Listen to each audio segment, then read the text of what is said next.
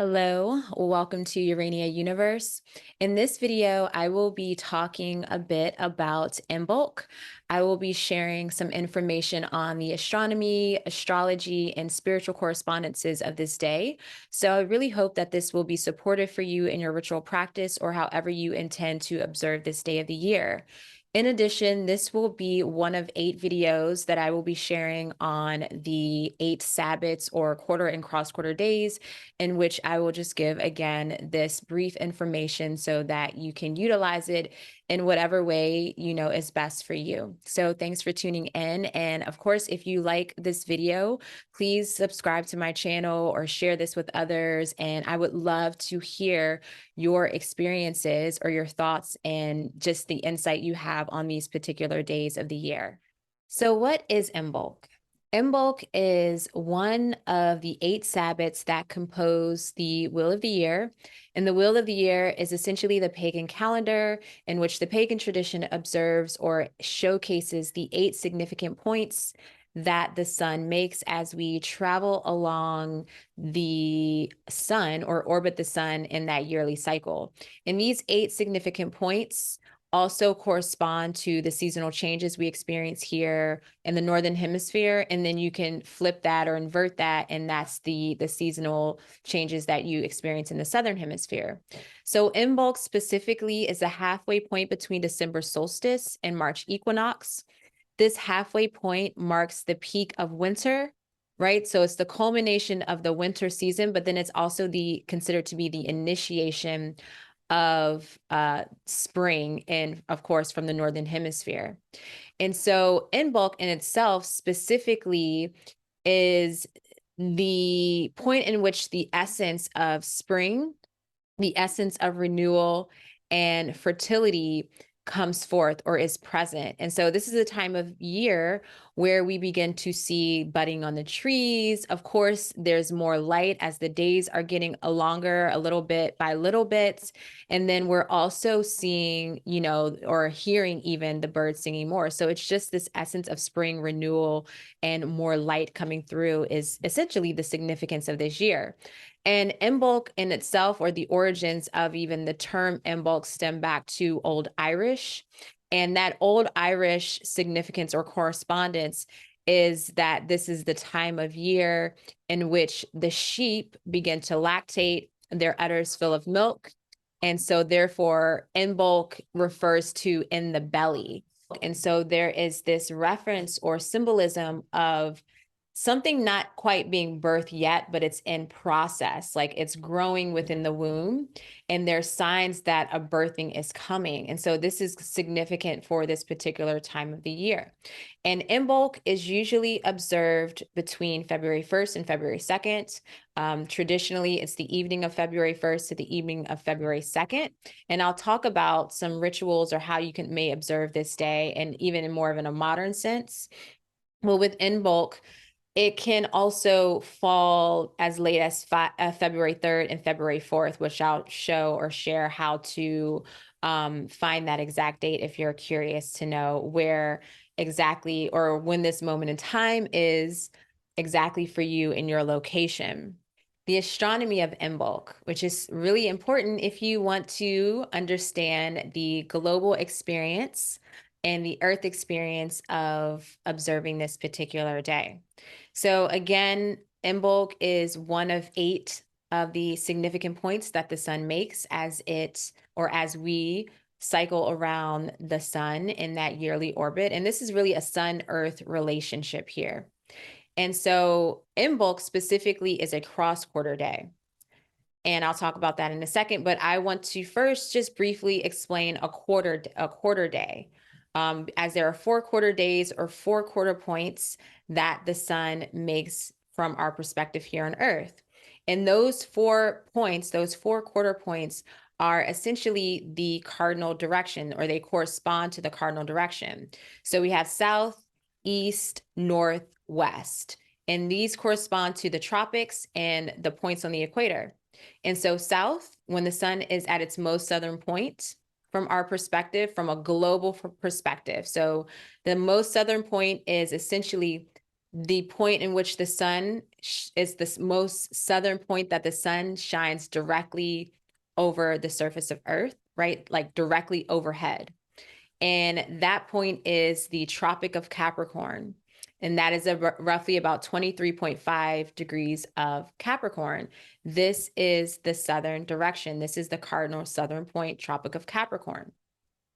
Then we have the eastern point, right? Where the sun, from our perspective on Earth, sees the sun in the eastern direction at its eastern point, and that is east of the equator, of the celestial equator. And so that is 0 degrees. And you could say 0 degrees of tropical Aries, essentially. And that is the March equinox. And in the northern hemisphere, of course, spring equinox. Then we have the most northern point. The northern direction is where the sun shines directly overhead and north of Earth. And that is the Tropic of Cancer. And that's about roughly 23.5 degrees north. And then the western point is that 0 degree of tropical Libra, in which the sun we see due west of the center of Earth, right? And that's in alignment with 0 degrees of the celestial equator. And so we have south, east, north, and west. And east is the point of, as we know, the eastern horizon is that morning, it's the dawning, it's the birth and renewal. And the north is the height, the peak, the top of the world, literally. The west, and this is the point where the sun essentially turns around and is descending down to go to that bottom, most southern point of the world, of the planet. And so that west is the setting energy, right? It is the setting sun, the death point. And then the south is the underworld. It's literally under the world, right? And not, this is where this is just that southern point, right? So these correspond to these 4 directions. And so the cross quarter days indicate the point in which the sun is halfway between those cardinal directions, those 4 important points. And so with Imbolc, as I mentioned before, this is the halfway point between the southern solstice and the March equinox, the December solstice or most southern point, Tropic of Capricorn, and then that March equinox, the sun due east, which is 0 degrees tropical Aries. And so that halfway point is essentially the sun is coming out of its global cycle of being under the world and the darkness as well, to halfway to being reborn. It's ascending to eventually be on top of the world, right? And so that eastern direction, once it reaches that March equinox, that is the point in which it is reborn, even though it's already been birthed. It's in the womb, right? So the conception is, you could say, December solstice, once we begin to see the days getting a little bit longer, and then it's actually birthed at that equinox, March equinox, from a global perspective, in which the sun is beginning to move north, or it's reached that halfway point, and it's becoming it's reaching the top of the world, or its ascension point. So that is the significance of, the cardinal directions, the 4 quarters, and then the cross quarters. So the cross quarter days are the in between, right? So it's like, again, it's the peak of the one direction that it's coming out of, and it's initiating the next direction, the next important point. So with Imbolc, it's the peak of winter, of rest, right? So what comes forth in that, out of that resting period? You might have some illumination, especially with this Imbolc period, right? After all the rest and stillness, there's the illumination. And then with that illumination, we can begin to usher in or initiate the renewal and the birthing of that intention, of that aha moment, of that experience, right?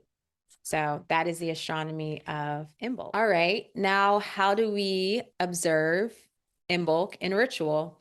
And of course, this is my perspective, only suggestions of my experiences. And so, of course, utilize your intuition and integrate it into your own tradition as you see fit. My perspective is more from an ancient perspective, or at least I try to merge the ancient traditions with modern traditions. And specifically for me, it is ancient Egyptian as well as the Hellenistic era is what I feel most drawn to. So that's like the ancient Greco-Roman area with an Egyptian aspect to it too. And so with these particular observances, or when I approach any ritual in regard to these 8 significant points, I tend to reflect on why these points, right? What was going on? What was the intention? Why is this important? And of course, from an ancient perspective, in the way of living then, this was really heavily observed for reasons of survival, for food, for warmth, for shelter, and so forth. And so when I think about that, that's kind of my approach and the intuition or in the intention of the ritual, right? If these markers correspond to my connection with the sun, my connection with earth, and the survival and sustainability of life and what it is I intend to create, I then reflect on what is most valuable for me, what's sustainable to cultivating or continuing this flow of the life force energy within me so that I can create and live intentionally and purposefully, as intention is purpose. But how do I live my best life essentially? And with Imbolc, this is again that point of reflecting or coming into a state of, okay, illumination of what came forth out of that rest period. So one, I will reflect on what came forth out of the rest period, out of that, from that December solstice, right? Or even you could say even this whole year that we're coming out of as we approach a new astrological year. And so what is that point of awareness? What's lighting me up inside at this time? And so with that knowingness, I then set an intention or decide to initiate what I am creating for the new year. What am I giving birth to? So I'm aligning my ritual, my observance of Imbolc, with sustaining, with illuminating, and giving life to what will sustain me, what's important, what's valuable for me. And so with Imbolc specifically, this is the point in which the sun is about 15 degrees of Aquarius. It's usually around that point, tropical Aquarius. And so Imbolc will always be mid-Aquarius season.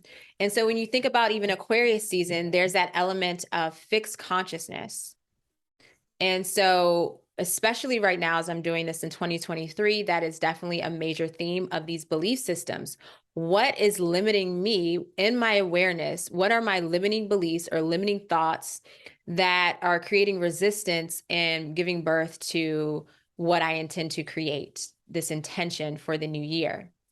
Right. And so there is an awareness of releasing that, right? So I can make peace with that. And that's usually what comes forth from that December solstice, that rest period.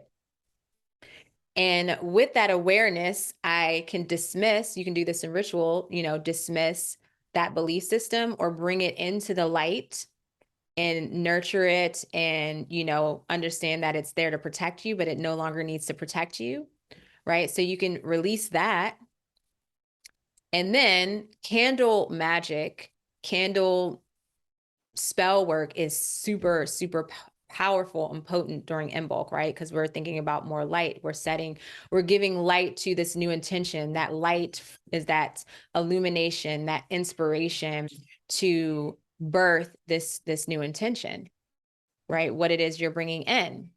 And so you can simply do some kind of candle work that supports your intention at this time. It can literally be writing a spell, writing an affirmation, and lighting a candle and repeating that 3 times, however it sees fit. Of course, we can dig deep into, writing spells and doing rituals and so forth, but I just wanted to give you some sort of basis on working with Imbolc.